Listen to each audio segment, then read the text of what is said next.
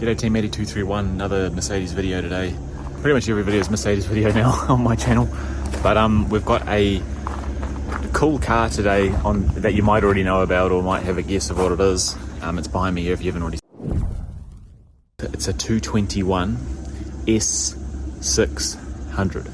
So it's the same exact car as my one, basically, same model, S600, 275 V12. This is a subscriber's of the channel's car who's asked me to just do a little bit of servicing on it and just check over the full vehicles. I've already fully looked over it off camera and just seeing what it needs. In summary, it's a very, very nice car. It's very well looked after. There's a few things we need to sort on it, which I'll go into, which aren't ideal. Minor, well, hopefully minor, hopefully haven't caused any further damage or anything. But yeah, let's get straight into it. Right team, look at this beautiful facelifted. So it is the one difference. My 600 is not facelifted. This is a facelift. 221, lovely big 20-inch mags. I don't know what this color is. I haven't actually looked it up yet. It's a gorgeous vehicle, 100%, very nice car. Pretty much the same exact mileage as my car too. Mine's got 182, I think this has 180,000 Ks on it. And it's been just the fact, it's just been well looked after. To have that many Ks and to be in this condition, it's clearly been very well looked after, so that's great to see on a very nice car like this. We've got a single sunroof on this one. Mine has the panoramic dual sunroof. You can't get enough of that suede headliner and the lovely stitching and piping along the back there, and it's just a gorgeous vehicle. Sorry, I'm really excited by it. It's also got the rear built-in blinds as well. I guess the kitty lock's on. You've got your rear blind, you've got your window controls, which are, yeah, as I say, integrated with the rear blinds here. So see the door card's a little thinner, and you've got these electric retracting blinds, which is very cool to see. And you've got these lovely V12 badges as well that my one doesn't have, and I assume it's only a facelifted option. Oh, it's also got we've got the rear AC system, which mine doesn't have either. And in the middle here, we've got, interesting. So they've moved the cup holders team on. They were down here on my one. They've put them into the armrest here. That's also interesting as well. Okay, cool. Same controls there. Obviously I'm not going to open anything, it's a customer's car. But yeah, obviously we've got soft close as well. We do have soft close, just to give it a bit more of a ding like that. And the lovely full LED tail lights are just gorgeous too. Exhaust tips are the quad exhausts. Obviously these ones aren't real, so these are they're still probably metal. Yeah, they're still metal, they're just not the full integrated exhaust system like mine has, which is fine. From memory, I can't remember off the top of my head. I think the brakes were okay, front and back were okay. I think the fronts were pretty good. I can't even remember now. Yeah, they're okay. Yep. So the main things we're doing on this car today is pretty much that's me from cleaning the window, is ABC fluid. Actually, let's just get the thing up on the rack, on the hoist, and then we'll go through all the parts we've got laid out to replace in it and work through them one by one. Take a little bit more time around that today. So let's get her up on the hoist and get this GLE 63 back to its customer. Just going to quickly clean the tyre, just give it a quick wash, but clean the tyres, just clean the engine bay just slightly again, just get some of the black marks off it. But if you haven't watched the video on this one already, we've pulled this whole front piece off. We've replaced all the water cooling, turbo cooling lines, feed and return lines, and we've resealed the water pump, which was fine in the end. Righto team, so we've got the 600 on the hoist, not lifted up, but just sitting on the hoist for now. We've got all the parts here we're using. Just ignore the fan, that's not this car's fan. Well, pretty much everything we're using anyway. So we've got two nice new air filters.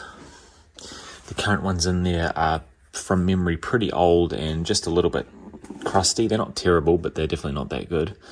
Then what we've got is our transmission pan gasket.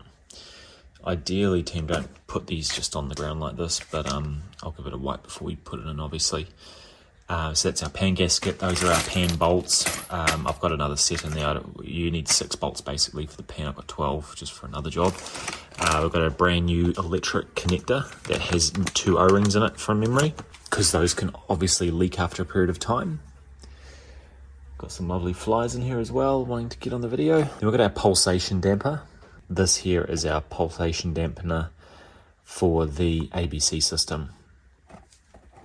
It's currently closed up. Our ABC pulsation damper. Because this car currently has quite a noisy ABC system, and most of the time, it's the damper on the pump. So we're going to replace that. That's pretty much the main reason why this car's here. You obviously want to make sure you replace this relatively quickly because they can deteriorate and release debris into the system, which is then only going to cost you thousands of more dollars when you're replacing other components.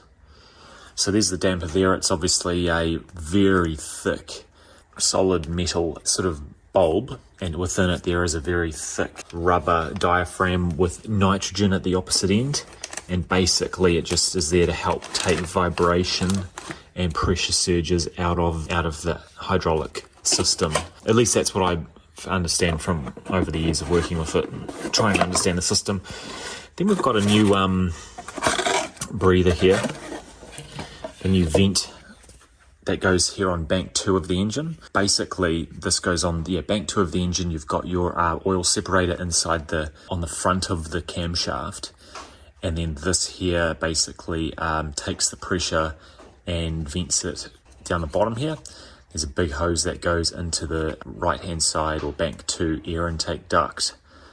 Pre-turbo charger from memory, pre-turbo. And then this other one here, where does that go? I think it goes to the evap purge for the emissions, I think, or for the fuel system. I can't remember actually. Commonly these O-rings can leak or the housing can crack, and this car's just got a slight oil leak. Actually, probably a decent oil leak, to be honest. Probably the biggest leak on the car, to be frank. Where's my torch? I'll show you guys what I mean. So if we look, team, we've got my S600 here. We've got the facelift. Tail lights are different. Bumper's different as well. You'll see this one has chrome strips here, whereas the pre-facelift doesn't. However, the pre-facelift seems to me to have a sort of more pronounced back end. This one does as well, but I just feel like the pre-facelift's a little more pronounced at the back. You got those two exhausts. To be honest, I like these exhausts better than the integrated quads on that. Just a personal preference, obviously. Just such a nice change to work on. Who would have thought an M275 would be a much more simpler engine to work on after working on that M157.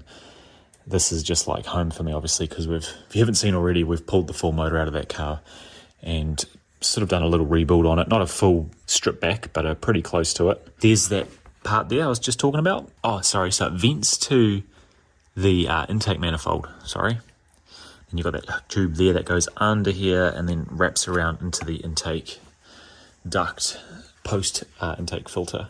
Our pulsation dampener team is right there, as you can see, where the little green dot is.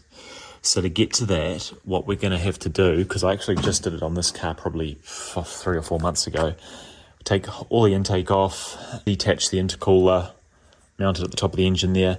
We're going to obviously remove this piece here. We are going to pull these lines out.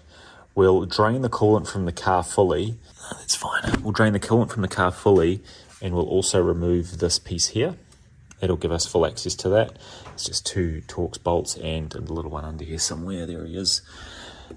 Takes that hose off, and we can replace that. We can do a pulsation dampener. We're going to have to remove the coil as well, which is a bit of a pain, but that's all right. And as you can see here, the people that installed the coil didn't do a good job in terms of putting all the screws back in, which is a bit upsetting, but never mind.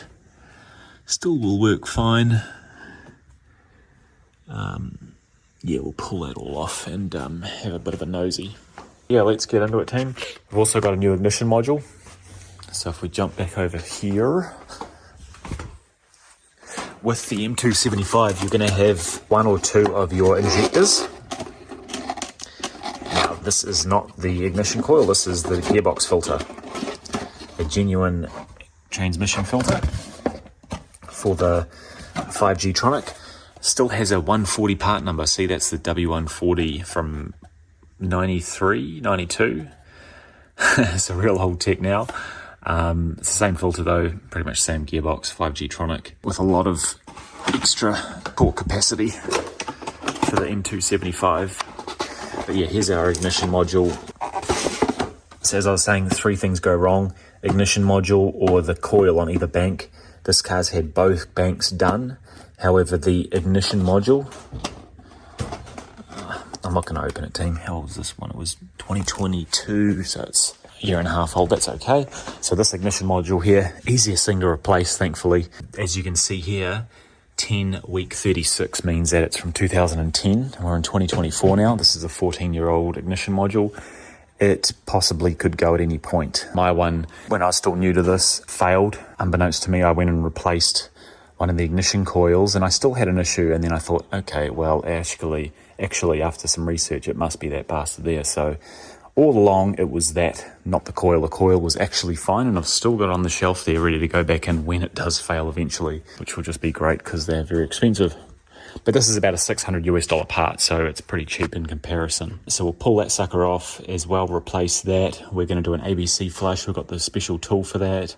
We're going to do a power steering flush. We are going to replace our air filters, which is the easiest thing in the world to do. And we're going to do a coolant flush. And we're probably going to do a turbocharger circuit coolant flush too. We're going to do the transmission oil, and we're going to do the rear diff oil. And I think that's about it.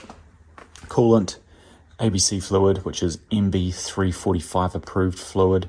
We've got Top Tech Liqui Moly 1800, and we've also got specific 85W90 differential oil for the rear diff on this car. We're just going to replace it as well. The subscriber wants to take good care of his car, and that's awesome. I love to see that, so we're going to give it the works. But overall, doesn't need a lot. But anyway, I blabbed too much. Let's get into it. Pull these intakes off.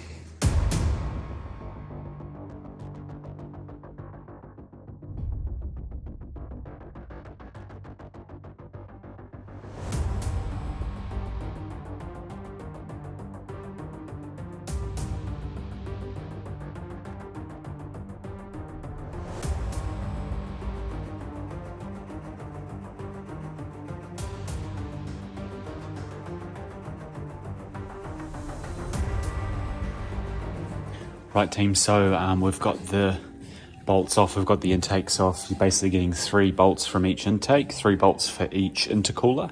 And you've also got in the base here, the charge pipe meets the intake, sorry not the intake, the exhaust or the outflow from the turbochargers goes through the intercoolers. There's little sort of like, not V-bands, but like circular bands that hold them together. So just pop those off as well and make sure you don't lose the screws for them. But when you put, like whoever was in here last has really over-torqued all of the torque screws for the intake. Like you really don't need to securing the bloody Eiffel Tower to the floor. You're just putting these in place. So you can see the remnants of over-torquing on the actual aluminium casing there. So you don't need to go hairy hard out on it. Just a gentle hand tighten and just a little budge more and that's fine. These were really tight. And they're also slightly out of alignment, so which could be a reason why they're so tight as well. When you're putting this all together, generally I leave it all loose and start with mounting these first gently, and then you sort of do your band down here and make sure these are done as well. For our little clips there, if you don't have a tool like this already, I suggest you buy one. This one's a Toledo brand. You've got all your standard clips, obviously. So it's got a size like that is the Mercedes size by default. Clip it on the end there, and obviously in this application it's pretty pointless. In many applications where you've got a hard to reach band, you know, you can bend it like that or like that. This is way better than using a bloody ratchet and a have I done that right actually? No, actually normally I take the intercooler off first, too distracted by filming. You could actually just leave it loose anyway, but whatever, that's the one we want there. So you can use this tool really effectively for a lot of things. Just get it loose enough like that. And then also make sure you go through and do all the same on the intake here. So there's 3, there's 1 to the throttle body, 2 for each bank respectively for the intercoolers. We'll just take the full thing off, and we might even clean the throttle body itself just very gently in case there's any build up on it, but it'll probably be clean as, so won't get too carried away with it. So So once we've got these loosened off, it's that top one there, then we can basically jimmy the intercoolers out of their, now wait a minute, Matt, why are you removing this left intercooler? Do we need to remove this left intercooler? I don't know if we actually do. Got it loose enough already where it can give us enough to pull it out of there. And saying that, yeah, we'll loosen it anyway. We just won't remove this one. We'll only remove the the right hand side one there on bank 2, because we need to remove the coil on bank 2. We don't need to actually remove this one. Yeah, so we're not going to remove this one. We're just going to keep it in place, but we can now move it, you can see, to get it to pop out of that ductor there. This one here, obviously, just make sure you remove the catalytic converter. Sorry, not the catalytic converter, the O2 sensor, temperature sensor. What's going on here? Oh, it's already removed. I can't find my torch, team, so I'm struggling to see perfectly. But see how easy this is now? Simple. So what I usually do is just pop that back like that, team.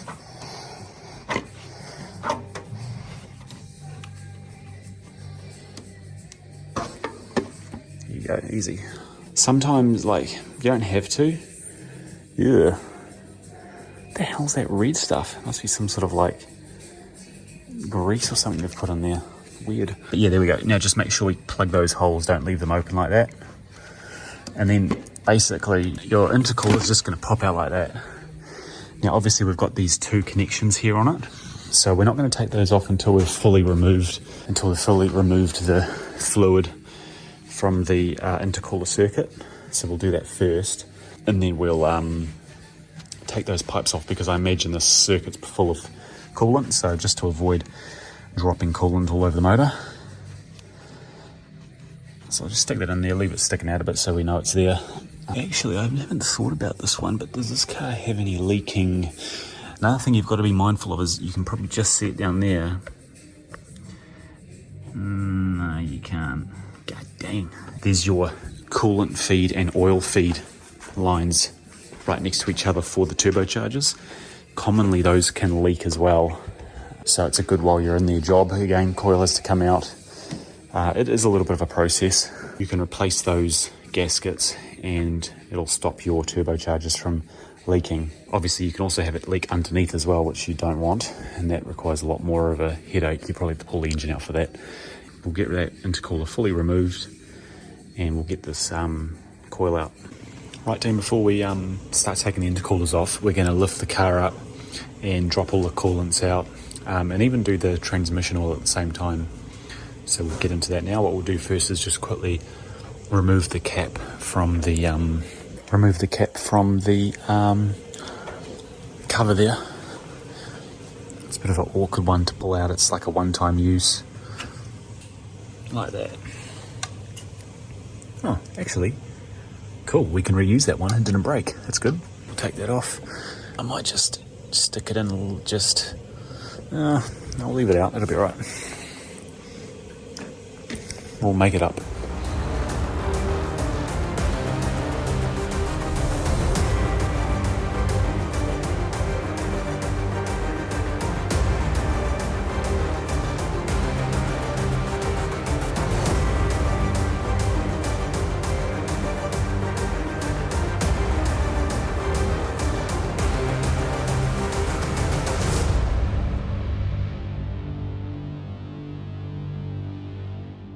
Wheel arch guards out. Here is our our water pump, which runs the secondary circuit for the intercooler cooling. So we've got 2 hoses, one at the top here and one down here. So those are both what operate the cooler that runs the bottom of the engine here. There's a radiator for it, and it circulates back up to those 2 intercoolers on the top of the engine up there. So I'm just going to push this clamp off here with some vice grips, like that. Without breaking the pipe, just gently undo this clamp here. Yeah, I need to do it with both hands because I actually can't get enough sort of leverage on it. Basically pull that clamp and lift it up to here. What I'll do first though, we'll just spray some WD-40 on it, or even some silicone spray, just to get it all sort of lubed up a little bit because it's quite dry and If anything, to be honest, those hoses, while they are fine, they're still soft and supple. They are a little bit cracked looking. So I might just have a closer look at those once I get them off. So we'll pull that hose off and then we'll dump it straight into a container here. I believe it's only a couple of litres for that circuit. There's not a lot of fluid required to run that. Even better, I might be able to dump it straight into a container. I might go and grab one. So pull that off, dump it straight into a container. Just put some glasses on. That line, get this part drained out. Just quickly, as we can see here, so we've got the inner wheel well, we've got our ABC strut, we have the various sensors that run it. We've got our ride height sensor here. We've also got some of the ABS sensors and brake wear sensors. We've also got the ABC line here, which runs here to the strut. It goes along the front of the engine to the valve block on the opposite side of the car. And if you want to depressurize it, you can do it by taking this little nipple off and cracking it with I think an 11mm spanner, but it is under high pressure, so just be careful. Generally, if you were working on ABC cars for a long period of time off the ground, I would suggest you depressurize each corner of the car via this nipple here, just to make sure there's no extra pressure in the system. I've found that stops them from weeping fluid as well.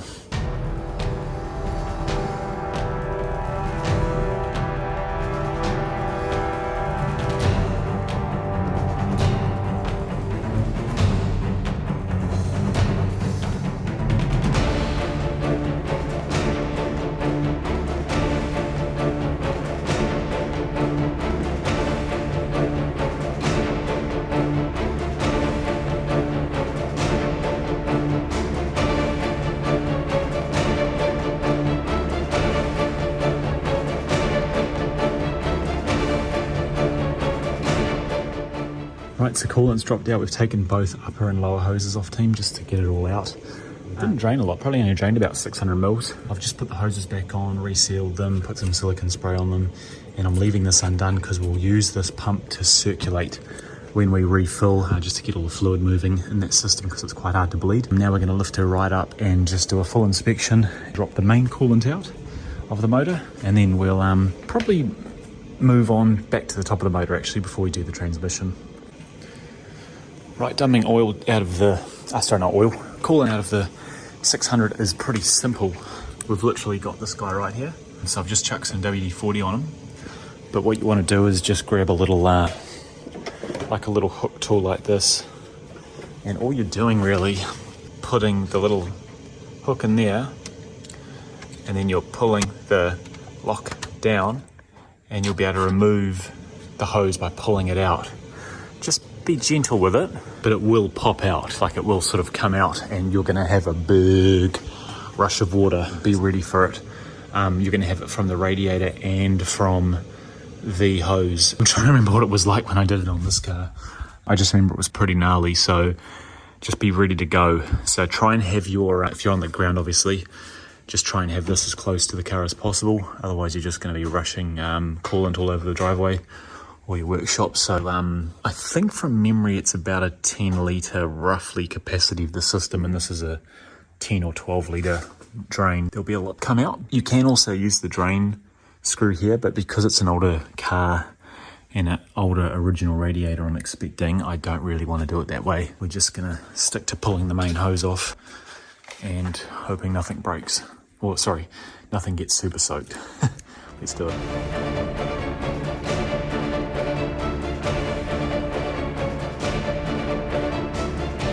Right team, so a drained her of coolant. Not too bad actually. I'll just drop her down. We've probably got about, how many litres do we have? About 10 litres in the tank. So all we're doing is just chucking this hose back in and it should click in. There we go. And just check that's fully flush against the base as well, the little clip you've pulled out.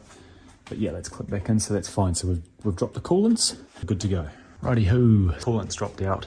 It's pretty clean coolant actually, it's quite nice. I believe it's an original Mercedes coolant, just judging on the sort of colour of it and based on its history.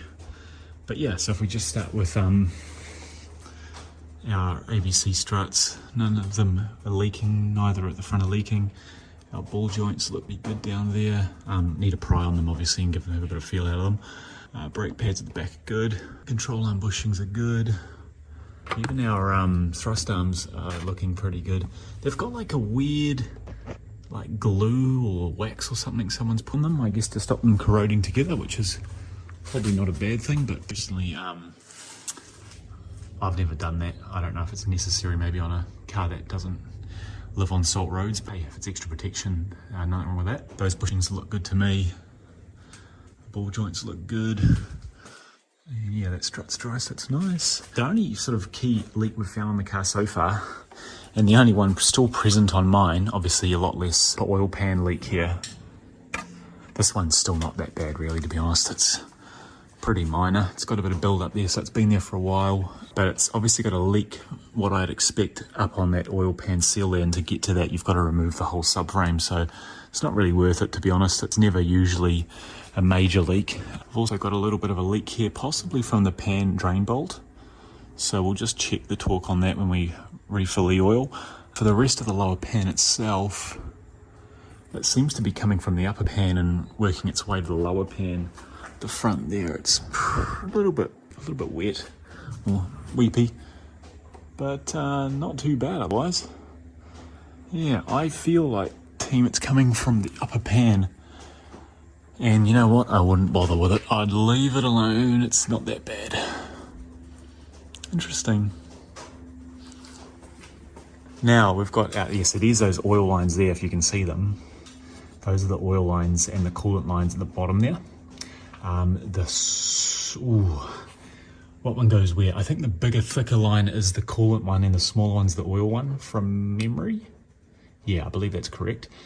One goes into the block, I think. Or do they both go into the block? I'm trying to remember now from this car, but you've got one on both sides, obviously, for each turbocharger. Yeah, all good and well up there. Steering. There's no planer, that's good. And obviously the rear main seal can leak as well. It's pretty clean here. I'd expect it just to be originating from that oil on the upper pan coming back through. There's not even really any signs of a drip developing. It doesn't really, I wouldn't say this is a car that leaks oil necessarily. It weeps a bit of oil, but nothing that's of major concern. And to do a rear main seal is not the end of the world. You just got to take the exhaust out and drop the gearbox down. It's just a day's, a solid day's job, but nothing major. Oh, okay. So now, yeah, your flex discs are probably a good wear item on a 600 with the amount of power these things put down. Apparently the is being done on this already. Yeah, I can fit my finger just under the top of it. It's definitely not collapsed, but it's definitely sitting in place okay. It looks fine to me. But yeah, you can see how the comes off of the flex disc, but behind it there isn't actually any clear fatiguing cracks deep in the rubber themselves. I'm probably not a good enough expert to say yet, but I would say these are okay. I wouldn't probably go and replace them again. This one, I believe it's just like the protectant fill mats on them from the factory. There's no major cracks. There's a little crack there you can see just starting to form on the joints for the sake of,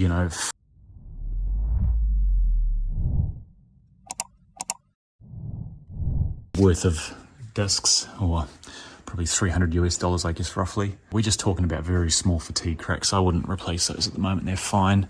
Got our rear parking brake system, rear axle, CV boots look good on both sides. On the outers, yeah, they're okay. Inners are okay. Diff's nice and dry. There's no leaking there, so the diff's good. Now the question with the diff, we obviously fill it from there and we drain it from here. So we should be able to fill that and drain that without having to do any exhaust movements. The rubber's interesting in this car. It's got like a thing over the top of it to like protect it maybe or something. You've got your other ABC drain nipple up there to relieve the pressure. Brake lines look good. It's a very tidy car, that's one thing I'll say. It's very, very tidy. Big solid diff. I don't want that to fall on your head. Rear ABC shot looks good on this one as well. Brake line's good. Bushings look okay, and a bushing there looks okay as well. I'm going to find they wear too much. Exhaust system's different on this car. It's like a sort of integrated exhaust with, I guess, separate pipes, and you probably remove the covers with those two screws there, and I imagine it would pull off. And you've got your exhaust inside there as well, separate, so that's your drain for the, Someone tell me what that is again. EVAP canister, I think. Interesting though, it's pretty much the same car underneath as mine. There's a few differences which is funny in the actual engine paneling. It's a little bit different layout, but fundamentally the same. All these transmission lines are the same. Panel, it's obviously a 7G Tronic with the module there for the intelligent shift model, or ISM, which is the electronic shifter. Sometimes those can pain in the ass. Overall, very tidy car, to be frankly honest. It's very, very tidy. There's our front valve block for the ABC system. Ugh, looks good as gold to me, mate. Well engineered, well built, solid. Obviously then there's fluid inside, it's not solid. We're going to fix that up. In the engine itself, up the top there, the belt looks really fine to me. It's got no obvious fatiguing on it, looks good. It's a very tidy car. Aside from that upper pan being relatively weepy and wet, like mine's only very subtly weeping. And that's after I replaced it brand new. Either I just installed it incorrectly, very slightly. It'll never be a problem. Do you mind? Bloody horse. It'll never be a major on mine for years to come. But clearly it's something that likes to bloody leak on these unless you maybe get it perfect. And I, obviously being a DIYer on Mercedes, I'm still not perfect at it. So anyway, that's fine. What we're going to do, team, drop the car back down, put the wheel back on, lower it back onto its feet, and we're going to get back on top and start taking those intercoolers off.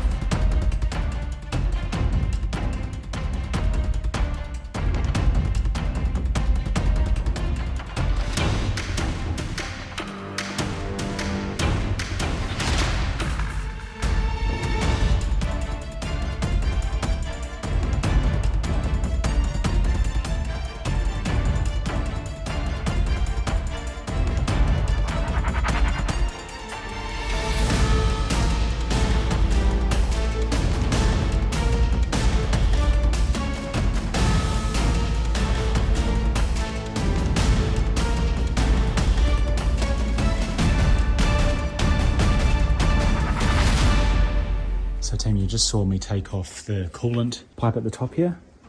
So just 2 torque screws there and one slightly below. So just zip those off, nice and easy.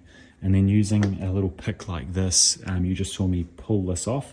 So basically you're sticking it in the gap and trying to get it try and work your way gently around the inside. Don't poke into it because you don't want to tear it, but work your way on the wall of the pipe just to let it loose off the metal, just so you don't rip anything or damage anything. And then yeah, we've actually got access straight away to this piece here. So all we have to do is get the correct size Torx bit, which I believe is a T30. I've got a T27 at the moment, it's a little bit loose. So we'll chuck T30 on. And oh, what is this? This isn't a T30, it's T40, jeez. And I believe there's 3 of these. And they're only torqued lightly on, so don't go and rip it clean off. And then there's one just down the bottom here that I'll use an extension on. And just be careful you don't slip over on your coolant. I'm sort of slipping over and apart from the coolant I've been pulling out. Cool. They only need a little bit to loosen them. So just use your hand to loosen them fully off. Just be careful you don't drop the screw into the engine, so just take your hand down there and manually do the rest of it. Another thing, team, you don't actually have to get to that pulsation dampener, just there on the side here. You actually don't have to take the coil out. I thought you did for some reason. Clearly I can't remember, just a few months back doing it on mine. We've got enough access there without taking that out, so that's actually good. What we will probably take out though is the metal bracketing around the tank here. That pops out easily enough. It'll just give us a little bit more room to get in there, but we'll see how we go first anyway. So all these screws are the same size from memory, so you don't have to worry about numbering them or anything. It's nice and simple, easy enough job. If you did this, you don't have to obviously remove the coolant from the car to do this job. You can just take this top hose off here, but you will have a bit of spillage, so just make sure you don't drop it on any sensitive components or anything like that. So those 3 are out, and then it really just sort of pops off like that. Simple as that. So here's the old one here, and you can straight away see the residue of oil build up on it over time, including inside here.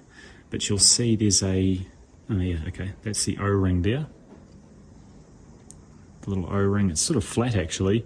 I bet you on the new one it's more rounded. But yeah, obviously that's just slowly started to weep, and you can see with a residue of where it's actually quite wet, whereas at the top here it's still pretty dry, but down here it's all quite damp, so that's what's causing our leak here, and all of this lovely oil carbon buildup, which we are not going to worry about resealing. Like, you can actually take that front piece of the cover off down here, but we are not going to do that because it's most likely just this that's been leaking, so you'll just be wasting your time. So first we'll get some brake cleaner, clean it up and install our new one, so let's get into it.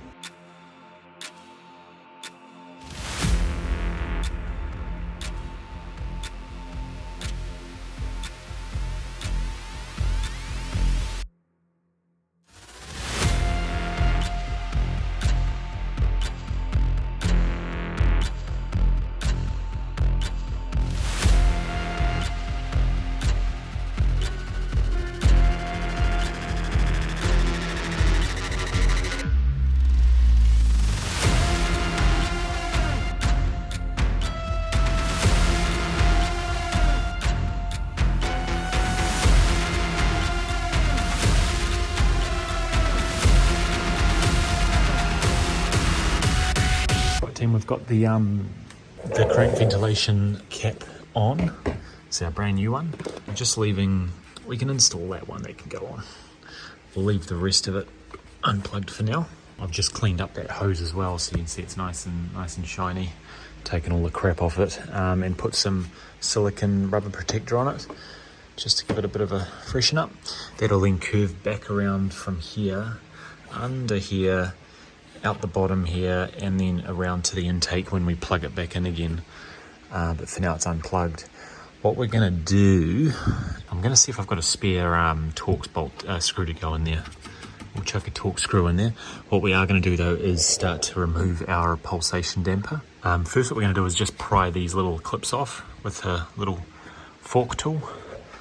There's one there and one there. We're just going to pull those off just so they're out of the way. In fact, I might actually remove this whole bracket here, which will only take a few seconds, and then that'll give us full access to that. And what we're going to do, if you follow Mercedes' exact instructions, you're literally supposed to remove this whole pump and then do it, then replace the damper upside down in a vise. You're literally going from a half an hour each way job, probably 4.5 hour each way, 4 hour each way job, because removing the pump's quite a mission. I've done it on this car before, and it's quite a lengthy process. Maybe not 4.5 hours, but definitely probably 4 hours or 3.5 each way, just to get that pump out, because you've got to get to the 3 bolts. There's a set of bolts at the top here, and there's also one on the back here between the turbocharger, the inlet tube there on the ABC, and also you've got to unplug the feed lines and the high pressure feed to the valve block as well, so it's a bit of a mish. So what we're going to do is we're going to crack it off gently, just crack it off probably 1 or 2 turns.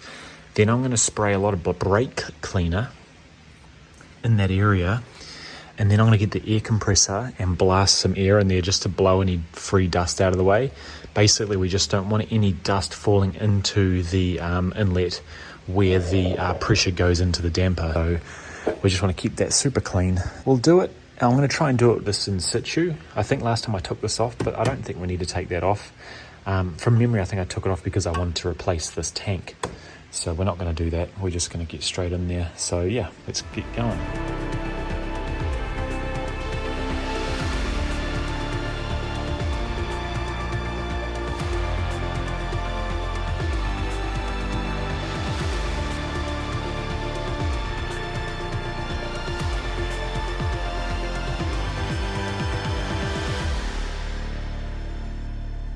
Right team, so we've taken the damper out, and as you can see there is quite a lot of dirt around the damper there, hence why I just used a bit of brake cleaner and then some compressed air. If you don't have that, you could use brake cleaner and just a little bit of a brush to just free up any dirt. Brake clean it again, let it dry off, and then remove it. Just avoid brushing it and not putting some sort of liquid on it to capture it and move it out of the way, because you don't want it falling into the hole. But yeah, you can straight away see the fluid in there is pretty dark. This whole system is just real dark fluid. It should be a nice sort of light green, translucent light, well, sort of light green. It's dark when it's in a bottle, but definitely not this. Anyway, so there's our old unit here, our old faulty unit. So we'll put our new one in. Just make sure when you put the new unit in, you make sure you line up the threads as best you can, and just be very careful you don't thread it in incorrectly, because they're very soft metal. It's a very soft aluminium casing. So if you line, you gotta get the threads lined up properly and screw it in the right way. If you screw it in wrong, you're going to wreck the threads on the pump, and you could screw the whole pump up in terms of screwing the threads up. And trust me, I know this. Then you're sticking that back in the hole there, and just try and visually inspect it and just make sure you line it up properly so that it goes in, and you'll just feel it nicely bite. And then as it bites, then continue to screw it in. Do not force it. It should be very light when you screw it in. Cool, let's go.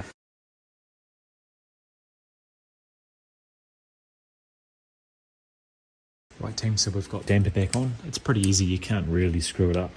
Just as I say, just be careful with that initial lining up of the threads. So now we're going to torque it down to 45 Newton meters, so it's a little bit of pressure on it, but as you might have seen in, oh, you probably didn't see it, it is a little bit hard to undo it, so it does make sense. So I've got my big 1/2 inch torque wrench here, and I'm just going to 45, which is just that, easy. So that's all installed now, team, that's good. So what we'll do is we'll put this little bracket back in place. I'll see if I've got a spare screw toolbox, and we'll just put that screw in, and then we'll put the water pump or the thermostat pipe back onto the main radiator hose, and that's pretty much it. You know what? I've actually, if anything, we've screwed up really. We don't need to touch those. Obviously we need to drain, we're going to drain and flush the circuit, but we didn't actually need to take off the intercooler up here to get coil. We didn't need to remove the coil, so we didn't actually have to take the intercooler off there. I obviously should have checked, read the manual before I started doing it, but anyway, that's fine. So we'll just chuck those back into place and connect all the throttles up. I'll just use some throttle cleaner, actual throttle body itself. It's very clean already, to be honest. It's probably not worth touching. You know what? Yeah, I'm actually not going to touch it. If you saw a lot of the carbon build up along the lips, like a little bit more than there is already, then that would warrant using some throttle body cleaner to clean it up, because you can actually take the full throttle off easily enough just by the 4 bolts here. There's a gasket underneath, but yeah, it's not that bad. It's a very clean engine. We'll just leave it. We'll just put those in wet together now.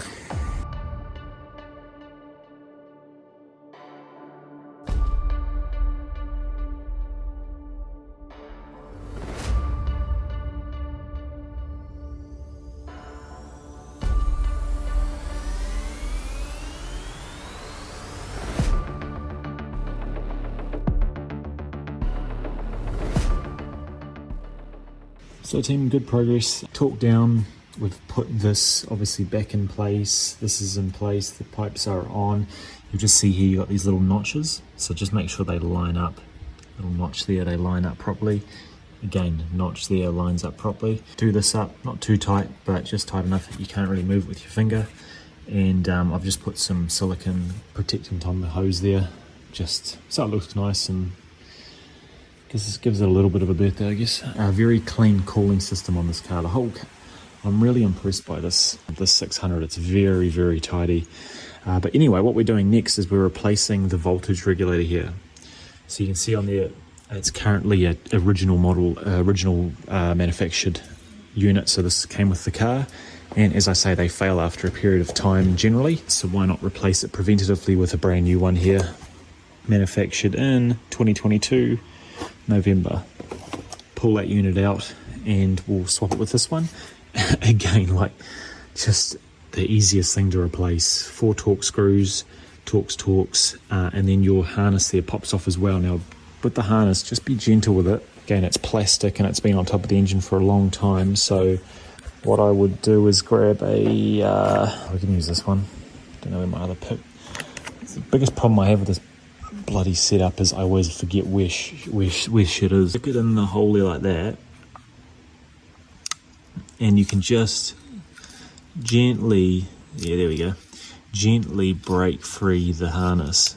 And then don't use this the whole time because it is quite thin. So you want to balance out the amount of actual weight on something a little bit bigger like this. But you can just slide that out. To be frank, you're probably even better to put a little bit of just something like, just to loosen it up a little bit, like a bit of WD-40, just because you don't want to break the harness, break the connector, sorry. If you haven't already watched the some of you might not like me doing that, but anyway, we'll put some silicone on the put some protectant on the harness once we've done it. But basically, yeah, you want to pry that out. Maybe I'll use my bigger one there like that. Basically, yeah, it's annoying doing it doing it second hand with two hands. If I just put it in the thing here, team, you can watch me do it. Just wiggle it around a bit. It's basically sliding out that piece and pulling it at the same time. It's basically sucks it onto it. There we go. There we go. Now, just there we go. Maneuver it out. Cool. Yeah, you probably don't have to put any WD-40 or any sort of lubricant on it. You can just use two hands, unlike me obviously trying to hold the camera at the same time. Just use two hands and sort of pull on it while you pull this out. But I'll just put it in and pull it out a few times just to make sure that it's, any dust that's accumulated in it has sort of popped off, because there we go. Because it obviously gets a bit of dust in it over the years. So yeah, we'll pop these off now. Just make sure you remember to reconnect that grounding wire there. So don't, when you pull it off, don't leave that unplugged, keep it plugged in as you put the new unit in. So yeah, let's swap out our brand new one.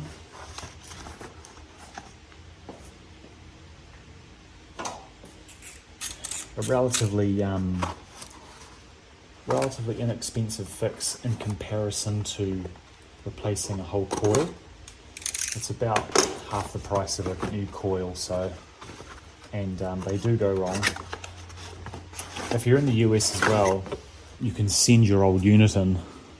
So this unit still works, and I've given the customer a little bit of a discount for the core charge that we've paid as well, and we'll just keep that unit on hand for testing as well if there is any other cars that we see with the issue.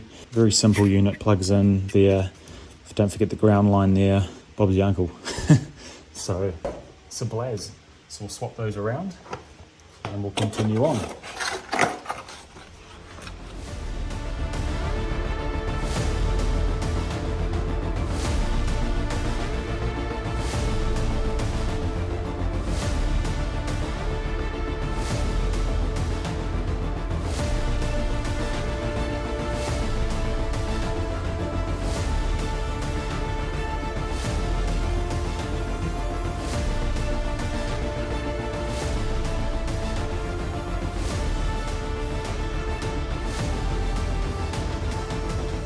Righto team, so we've got the intercoolers back on and all our clamps are done up and our bolts. Make sure they're all nice and tight. Don't over tighten them, but still nice and tight. We've got a new voltage regulator in place with the ground on. When you put the intercoolers back on, I sort of keep forgetting, but do the screws up and loosely fit everything before you tighten the bands up, just because they do like to rotate sometimes where they are with the joining, the T-join there to the throttle body. The turbocharger pipes come in the charge pipes, so make sure you do them up last. So you might have just seen me undo and redo one up again just to let any tension off. We've got everything else down here back in place, so that's mint. Now we're going to work on the air intakes. There's basically 4 holding them in place. A little bit too big there. I think they're T25's team, so obviously you can do this by hand. Someone's forgotten to do one up on this one. I don't know how old these filters are, but I thought we should just do them. We'll have a look at them first. Now just be gentle with these. Mainly do them up. You do not need to over tighten them. Otherwise you will rip the thread, the plastic thread. So undoing them is okay. yeah, just redoing them up, just be careful. Okay, so that's that out. Initial view looks good to me. A little bit old, you can tell just by the dark color of the glue here along the top. And they're just a little bit yellowed and the pink edges are a little bit faded. If we look at these here, yeah, these are old filters. In fact, no. Oh, I actually pulled one of these out a few weeks ago. These are MAN filters, manufactured in 2013, from what I can see here. So they're actually very old filters. They're not in bad condition though, but they're still, you can just see all the dirt here and build up. Yeah, those are no good. If we just look side by side, that's an old one. Yeah, when you look at them now, there is a big difference. And these are the new ones. So yeah, they are actually pretty big difference between the two of them. And this one here was, they seem to stop putting bloody dates on them. So I actually don't know how old these ones are. There's no date stamp on them.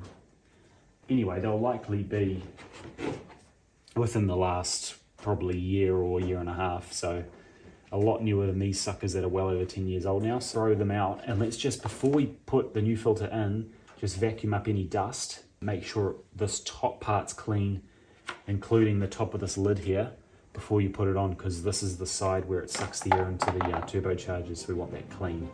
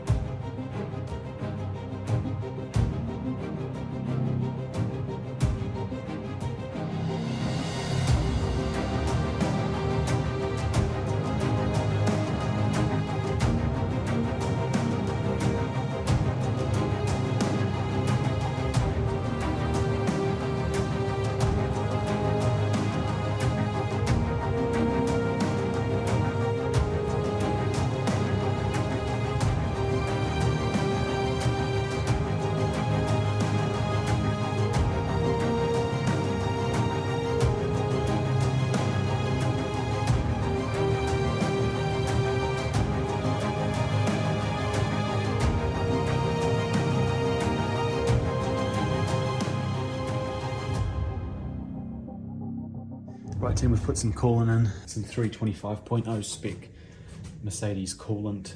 It's not genuine coolant, but it's Penrite, which is a high quality brand here in New Zealand and Australia. What we're going to do now is our ABC fluid. So you've seen I've put these hoses back for the purge system. What we're going to do is basically disconnect these two, this bolt here. So it's a 10 mil from memory, and basically you're just cracking them off and separating them out. There's a nut and a screw. In that space will then allow us to get into the actual ABC chamber here. All I'm doing to start with, actually, to be honest, no.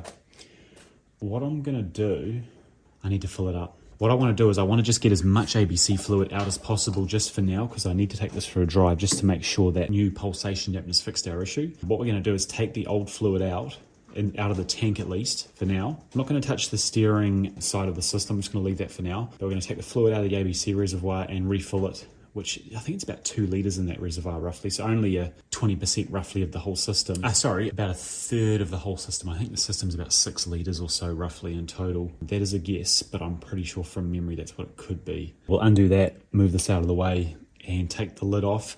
Just be very careful nothing falls into that reservoir, including even dust.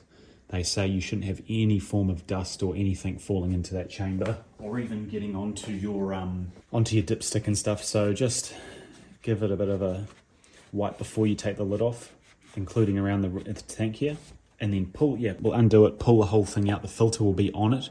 We'll leave the old filter on until we do a full flush shortly, but we'll at least get some new fluid in there. Then we'll fill up the second intercooler line, running, and then just take it for a drive briefly, make sure that's fixed. Then to finalize, we'll do our ABC flush, we'll do our transmission service, we'll do our engine oil service, and we'll do our rear diff.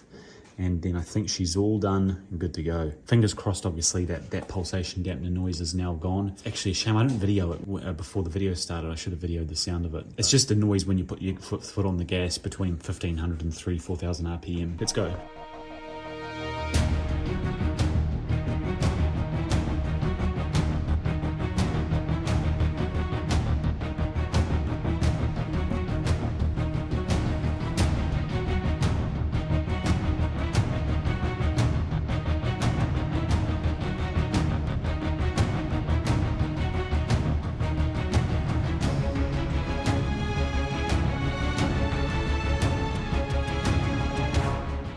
So we've got that tank out. Again, like, you're probably not going to be able to avoid getting something in there, but just avoid getting any contaminants in that tank. Basically, we're going to suck all the oil out. Got a little bit of brand new ABC fluid left in here from the GLE 63 we worked on. But basically, we're sucking out as much of this as we can and pumping it into, oh, that is dirty. Wow. That is filthy. We're pumping it into the little container we've got here. And this is all going to be waste. Yeah, this is very dirty, team. You can smell when it's bad because it really smells burnt. It's got quite a toxic burnt smell to it. And this is a key example of that. So basically, this definitely needs to be done. This is just obviously very contaminated and dirty, so let's just keep sucking this out till it's dry, and then we'll refill it with fresh fluid and just put everything back together for now and leave it as is, and then we'll what do you call it? Flush it out later, as I say.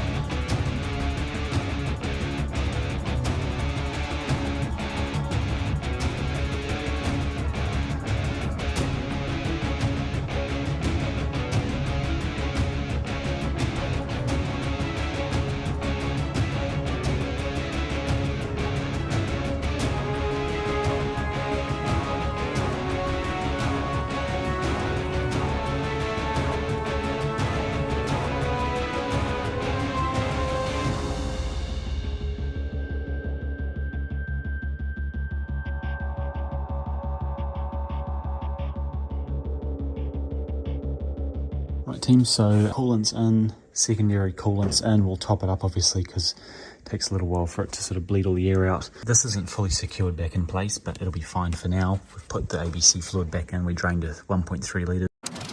This up, it's plugged in, sensors are plugged in. Oh no, that one wasn't. Don't forget those sensors team, otherwise you're gonna lose power. The car's gonna not give you the full power. Everything's plugged in there, that's all in, clamps are on, good. And yeah, we're pretty much ready to start up. There, belts are clear. Yep, we're all good. Okay, cool.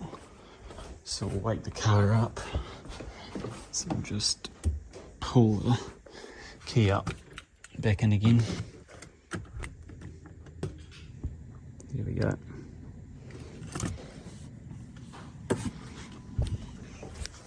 Awesome. It's all in place, that's good. One final check, yeah, cool. You can hear the throttle electrified. Coils are all electrified. They've got them in place, they've got them in place. Yep, always paranoid. So we'll just start her up and she should just lift off the floor.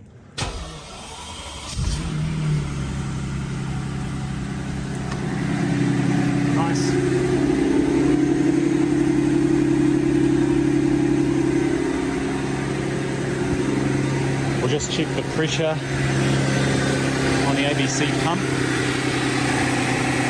The line, watch your fingers.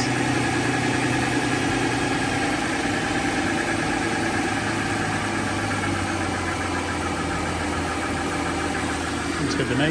You just drop the arms out.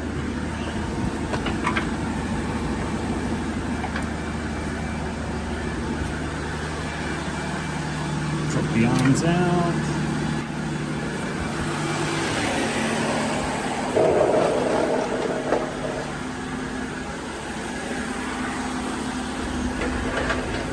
We should be all good, team, so we'll get her outside, and before we drive anywhere we tighten those wheel nuts up. Don't forget those. Don't want the wheel falling off. We'll just leave everything off for now. It'll be fine. Cool, there's no bad noises or anything. She's outside and working well. Just lifted her up and dropped her again. She seems okay. We'll just take a bottle of coolant with us, just in case we need to top it up a bit, which we probably will. This one with us. We'll just drive down the road, and if she needs coolant we can fill her up. But maybe, just actually while I get just dressed quickly, the best course of action is actually to turn the AC on hot and let it blow on hot just for a little while. Just for a little while. Just going for a drive. Coolant's up to temp 87 roughly degrees Celsius. Whisper quiet. Sounds beautiful. Nothing abnormal that I'm observing. It's a quieter car than my one, I think. The Facelift 221, it drives slightly different. It's a slightly more refined feeling. You know, you've got electric steering. Sorry, not electric steering, what do you call it? It's not electric steering. It's a different sort of hydraulic, like it's just tuned differently, I guess. It feels quite different to my one. Maybe a little more lighter, similar to electric steering, I should say. But man, it's really smooth and quiet. Yeah, it's interesting. It's quite different to the pre-facelift. And this car still has 180,000 Ks on it, so you know, you could say that mine's older, which it is by 4 years, but mileage wise it's the same. I think had an easier life, better, well looked after, easier life, but this car's, as I keep saying, flipping awesome. It's mint. It's an extremely good example. Definitely nicer, but even the seats are different. Like the seats on this are a lot more, let's say firm if anything, but really comfortable. Yeah, I could get used to this. This is very nice. Anyway, team, so what we'll do is, yeah, the engine sounds same as mine. If anything, yeah, as I say, a little bit quieter than my one. Yeah, we'll get it back, we'll let it cool off, check the coolant level again, top it up. Then what we're going to do is get into, our ABC flush and our engine oil, diff oil, trans oil, and then we're going to give it a nice clean, and it'll be ready for our lovely subscriber to pick it up and take it home and properly enjoy it. Because before, when you were driving like this, a real obvious, you know, a very obvious like whining noise, like a power steering pump, and then it would go away when you're at idle. So definitely the pulsation dampener was faulty on this car. The suspension's very smooth though. I wouldn't say any of the accumulators are faulty on this. They all seem to be most likely fine with no issues. Pretty much everything we've done on the car to date, and what we'll do shortly, literally we'll have the car fully up to spec, everything functioning as it should, no issues whatsoever. Just like my one, but a nicer example even than mine. And the subscriber was basically wanting his like mine in top condition. Even these ABC struts are nicer than mine. Far out. I'd argue that this is even far superior than mine, especially once we've done this work on it. Yeah, very happy. Cool. I'll let's get it back, team, and get it up on the hoist. Rightio. Weekend today. We've just put the 600 back on the hoist, ready to do the last 3 oil changes: diff, trans, and ABC. Wait, diff, trans, ABC, and engine. 4. Sorry, 4. So what we're going to do first is the gearbox. So I'll turn that off. Leave the key in the ignition, turn the engine off. We're in park, which is fine. We don't need to change gear at the moment. Yeah, in park. Cool. Okay. Our hoist is in place. So in a minute, we'll just jack it up fully. Make sure you take this cap off here. Usually these break off. This one seems to have survived, so that's good. Don't have to put a new one of those on. Just take your little cover off here. Just make sure nothing obviously gets in that hole. You could even just chuck something over the top of it, but you know, it's pretty unlikely anything's going to get into it. Although I do like to be real cautious. Nothing's going to fall in there at the moment. So what we're going to do is lift the car up, or if you're at home, jack it up, put it on your stands, ideally all 4 corners so the car's level.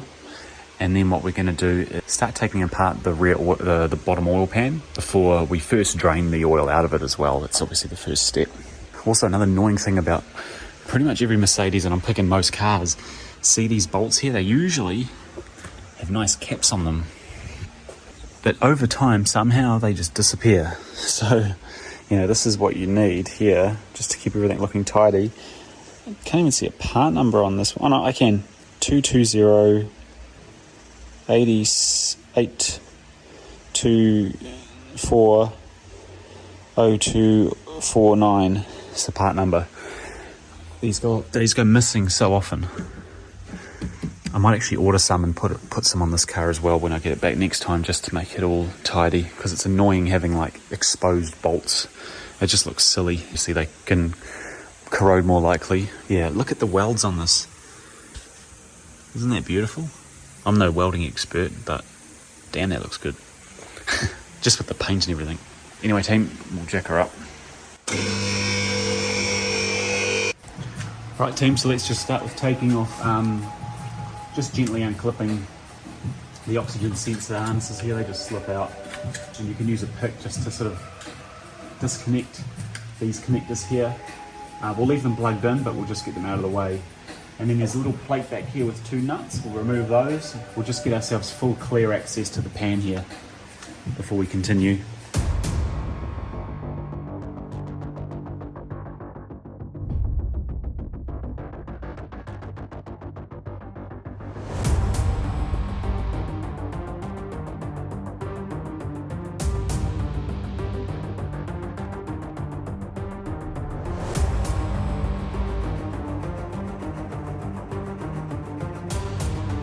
Right, team, we've got those main bits out of the way. So here's the bottom bracket that was affixed like, wait a minute, what way was it? It was, you forget pretty quick what way it goes. I think it was up that way. I can't remember now. No, it might have been, yeah, no, sorry, it was this way. Yeah, goes up in there like that, right? So we've just pulled the old zip ties out and put new ones in, ready to be zipped to the wires, and they go back in. Also, someone had installed this poorly last time, and this was bent, so I've just straightened it out a little bit. It's not perfect, but it's a lot better than it was. So the screw up here wasn't even screwed in properly. So someone's been, whoever last did a transmission service on this. Hey, it isn't leaking, so I'll give them that, but the rest of it's pretty shoddy. Just in the way of this. So normally you've got these little brackets here that are cast specifically for the transmission pan. And hey, actually, if anything, they're creative. I'll give them that. But you can see here they've basically wedged 2 like spaces with a washer and the screw as well up against the pan here to keep the spacer, which I guess it works. But it's pretty random. I don't know why they've done that. Someone must have lost it, or yeah, whatever. Okay, it's fine. It means I'm going to have to find another one of these. Because it's a 5G Tronic I could go to pretty much any car yard and part that goes here. It's just a shame I don't have any on my shelf or anything. I've got a few bits, but not those. It's a good reminder for me to collect those for future use. Yeah, for now we'll just remove those 2 bolts there, drop this off, and then we can dump the oil out. And then you're gonna have to go for a drive to pick apart and figure that out. See if we can find a 5G Tronic car with the pan that's got that still on it, so I can nick it for this car, because I'd rather not put it back together like that. That's just a bit too cowboyish for me at this stage. So yeah, let's go.